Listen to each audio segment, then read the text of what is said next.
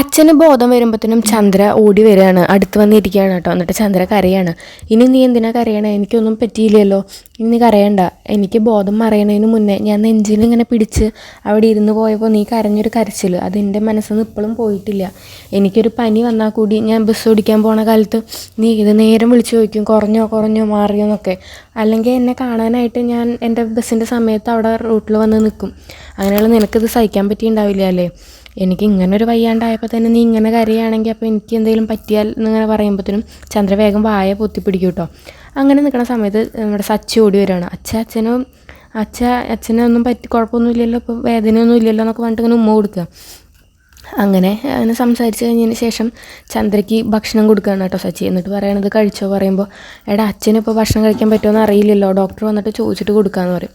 അപ്പോൾ സച്ചി പറയും, ഇത് അച്ഛനല്ല, ഇത് അമ്മയ്ക്ക് വേണ്ടി വാങ്ങിയതാ, അമ്മ ഒന്നും കഴിച്ചിട്ടില്ലല്ലോ, ഇത് കഴിച്ചോ പറയും.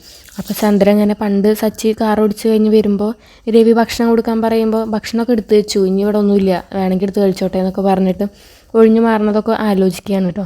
എന്നിട്ട് ചന്ദ്ര പറയും വേണ്ടാന്ന് പറയും. അപ്പോൾ സച്ചി പറയും, ഇന്നലെ രാത്രി തൊട്ടൊന്നും കഴിച്ചിട്ടില്ല, ഇനി എന്താ പട്ടിണി കിടന്നിട്ട് എന്തെങ്കിലും അസുഖം വരുത്താനാണോ ഭാവം, ഇത് കഴിക്കുമെന്ന് പറഞ്ഞിട്ട് ഇങ്ങനെ കൊടുക്കും കേട്ടോ.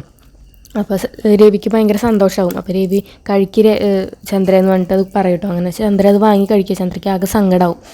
അങ്ങനെ ഇവരൊക്കെ കൂടിയിട്ട് ഡിസ്ചാർജ് ആയിട്ട് വീട്ടിലേക്ക് തിരിച്ചു വരികയാണ്. അപ്പോൾ സച്ചിയോട് പറയും, സച്ചി നീ കുടിയൊക്കെ നിർത്തിയതല്ലേ, പിന്നെ നീ എന്തിനാ വീണ്ടും കുടിക്കാൻ തുടങ്ങി?